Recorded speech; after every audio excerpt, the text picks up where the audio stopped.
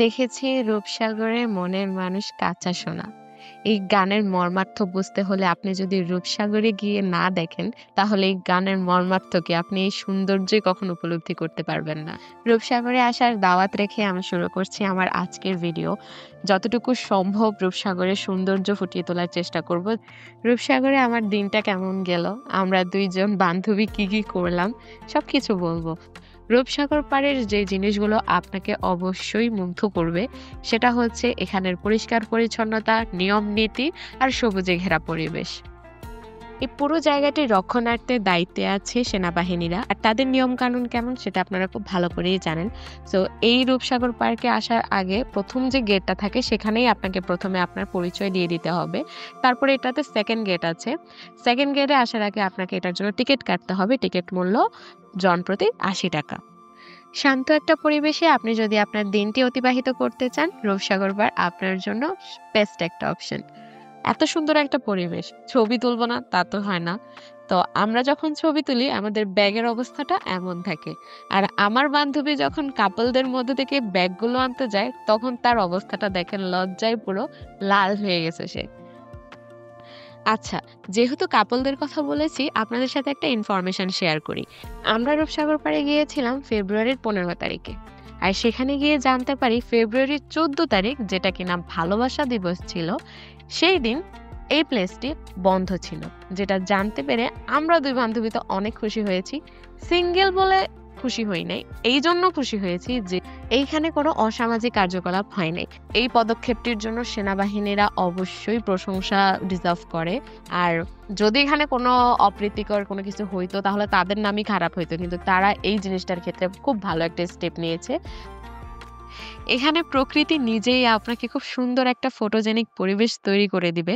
যেমন দেখেন এখানে গাছের পাতাগুলো কি সুন্দরভাবে ঝরতেছে, যেন প্রকৃতি নিজেই আপনাকে বলতেছে make a cinematic thing here. আর আমার বান্ধবী এই জিনিস জীবনেও মিস করবে না। সো দেরি না করে তাড়াতাড়ি সে আমাকে ভিডিও নিতে বলল। কিন্তু ভিডিও আর সে কিভাবে করবে, ভাইয়াদের দেখে সে তো পুরো লজ্জায় লাল হয়ে গেছে। রূপসাগর পাড়ে এবার আমি গিয়ে নতুন একটা সংযোজন দেখতে পেলাম। সেটা হচ্ছে গিয়ে এখানে যে রেস্টুরেন্টটা আছে তার ঠিক বাঁ পাশে একদম গ্রাম্য একটা পরিবেশে একটা ছোট্ট একটা কুঁড়েঘর, যেখানে একদম গ্রামের সবকিছু ঢেঁকি, মাটির হাঁড়ি পাতিল সবকিছু এখানে রাখা ছিল, যেটা অনেক বেশি আমার কাছে ভালো লেগেছে। আর আমি এর আগে এটা কখনো দেখি নাই। এটা মেবি নতুন করে করা হয়েছে, বিকজ আমি এর আগে ৪-৫ বার গিয়েছি, কখনোই দেখি নাই। আর এটা যেহেতু নতুন করা হয়েছে, এখানে যে মাটিগুলো ওনারা অলরেডি মানে খোঁড়া হয়েছে সেগুলো এখনো বোঝা যাচ্ছে, তার মানে এটা খুবই নতুন করে করা হয়েছে। আর এই জিনিসটা এত বেশি ইউনিক ছিল যে এইখানেই সবচেয়ে বেশি ভিড় ছিল, মানুষ এইখানেই ছবি তোলার জন্য অপেক্ষা করতেছিল। সো ভালো, খুব ভালো একটা পদক্ষেপ। শহরে থাকতে থাকতে যারা ত্যক্ত বিরক্ত হয়ে গেছেন, যারা একটু শহর থেকে আউটসাইডে যেতে চাচ্ছেন, তাদের জন্য আমি মনে করি it's a very good place to have fun with your family, friends and everyone. আচ্ছা, এইখানে যে রেস্টুরেন্টটা আছে সেটা সম্পর্কে আমি একটু হালকা পাতলা রিভিউ দেই। এখানে রেস্টুরেন্টটাতে প্রাইস মাত্রা অতিরিক্ত বেশি রাখে ওনারা। মনে হয় এটাই একমাত্র সোর্স এখানে কিছু খেতে চাইলে, এর জন্য মনে হয় এখানে প্রাইসটা একটু বেশি রাখে ওনারা। আমি এর আগে এখানে একবার পিৎজা খেয়েছিলাম, আর একবার হচ্ছে খিচুড়ি টাইপ অফ কিছু একটা খেয়েছিলাম। আমার কাছে খিচুড়িটা অ্যাভারেজ লাগলেও পিৎজাটা একদমই বাজে লেগেছে। আই ডোন্ট নো ওয়াই, তারা কিভাবে মেক করে, কি করে না করে, বাট একদমই টেস্টলেস একটা জিনিস ছিল। এই পুরো ভিডিওতে আমার সবচেয়ে পছন্দের ক্লিপ হচ্ছে এই ক্লিপটা। এই রাজহাঁসগুলো আমার ভিডিওর সৌন্দর্য মনে হয় ১০০০ গুণ বাড়িয়ে দিয়েছে। এত সুন্দর লাগতেছিল ভিডিও করার সময় এগুলোকে।